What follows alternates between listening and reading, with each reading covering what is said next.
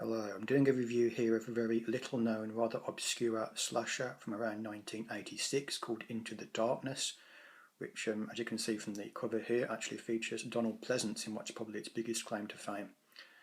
It's directed by David Kent Watson. It's a UK film, but it actually is mainly taking place on the island of Malta, of all places, so a pretty unusual location. And it's pretty hard to find, pretty obscure. This is actually, I believe, one of those made-on-demand type films. I don't think it ever actually properly had a official release, really, or at least not that I know of. So I was just searching on eBay. One of those ones I've been looking for quite a while. There's the back, not much of a write-up, as you can see, not much information. Yeah, I've been searching for it periodically for quite a long time, and I was just doing one of my occasional eBay searches for it, and I came across it to my surprise, so I picked it up. But I'm pretty sure it's one of those made-on-demand type deals. But anyway, getting into the story of this one, you kind of have a prologue in Malta that's sort of set in the past that kind of shows our killer in his childhood, having some kind of like traumatic incident, and then it skips forward to the present day over in London, UK. Here we're introduced to a guy called Jeff, who's kind of our main character, and he's a struggling West End actor who's kind of in debt. He's not doing very well financially, and he's kind of coerced by his agent into taking a job over in Malta with where he's going to kind of be working as a male model along with some female glamour models. So he reluctantly takes the gig, needing the money, and him and these 4 female models fly over to Malta with a small photography team of about 3 people, so in total there's about 8 of them in the group. And once they arrive in sunny Malta, they start the shoot, they start doing their work, but as they do that, they kind of start getting stalked and systematically picked off by an unseen assailant. So that's the setup of it. We're going to go into what I consider to be the good points now, and for such an obscure film, it kind of virtually sunk without trace on its release, if indeed it ever had a proper release. It has actually a pretty good soundtrack, it's quite catchy. And most of the songs are actually credited to Chris Ray, who I guess maybe it wasn't that well known at the time, but went on to be quite famous. And the songs are quite enjoyable for the most part, and they do kind of suit the scenes that they're paired up with very well, so they do a good job there. And towards the end as well, in the climax, there's also some nice suspense type music. It is kind of very reminiscent of Halloween, a bit of a rip-off really, but it still sounds pretty good. It sounds the part, even though it's a bit too close to comfort for Halloween perhaps. Next good point is that there's some really nice photography on display with lots of nice looking shots of the sun-drenched Malta. It's got that kind of Mediterranean feel to it, which kind of helps separate it from the pack a little bit, as you don't really get many slashers set out in that kind of territory, if any really. There's also some kind of like nice shots of the local culture as well, and also even some in the early stages, some shots that are a bit reminiscent of the prey. Lots of wildlife shots is what I mean by that. At one point, we even get treated to the unusual sight of a horse taking a dust bath. So yeah, that was interesting. Okay, the next good point is, unfortunately, the killer doesn't wear any kind of mask or costume, which is a bit of a downer for me. But to make up for this, there is a very workable mystery. It's kind of one of those whodunit type slashers, and there's lots of suspects. There's about 5 male suspects who could potentially be the killer, so they do a good job of keeping you guessing there. I didn't really work out exactly who it was going to be right up until the reveal at the end, so it did keep me on my toes there. So in that sense, it is pretty good.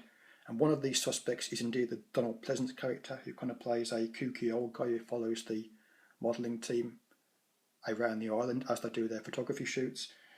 And he's one of the suspects. He's pretty entertaining. It's quite a hammy performance, but it's good fun. And there's also an interesting turn from Ron Lacey in a cameo at the beginning, who plays the agent of the Jeff character, and he's quite good as well. He's not one of the suspects, but he's an entertaining presence near the beginning. Incidentally, on the subject of Donald Pleasence, his daughter actually has a cameo near the beginning as well, so that's something to note. On to the bad points now, and it's really tame, unfortunately, with the gore and the kills, and also with the nudity, surprisingly, seeing it's like features so many glamour models. Very, very tame in this regard. There's hardly any blood or gore.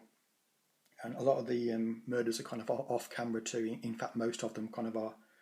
There is a more visceral psycho-inspired one that kind of takes place in a bathroom, but aside from that, it's very, very tame and a bit bland in that regard, so quite disappointing. Next bad point is that it's one of those films that kind of has a joint final boy and final girl, the final boy being the Jeff character, the struggling actor that I mentioned previously, And the final girl is kind of one of the more shy models that he kind of has a romance with as the film progresses.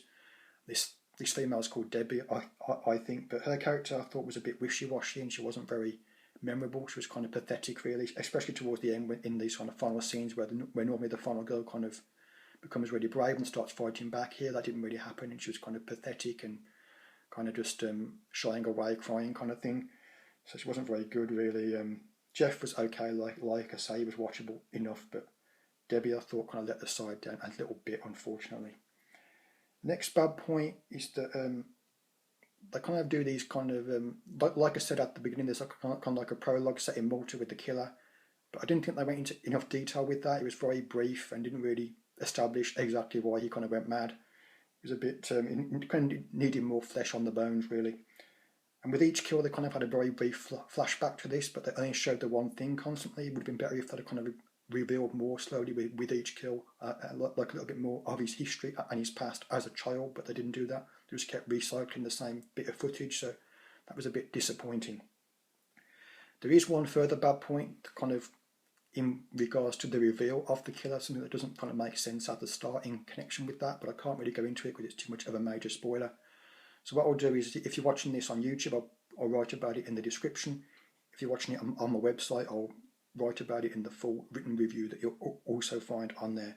But I can't really go into it verbally because it's too much of a spoiler. But in conclusion, it's one that I've been looking for quite a while, but I was kind of worried that when I finally found it, maybe I'd be disappointed, but I wasn't really. To be fair, it was pretty decent. It wasn't great, but you know, it wasn't a hidden gem or anything like that, but it was certainly watchable. It was quite entertaining for what it was.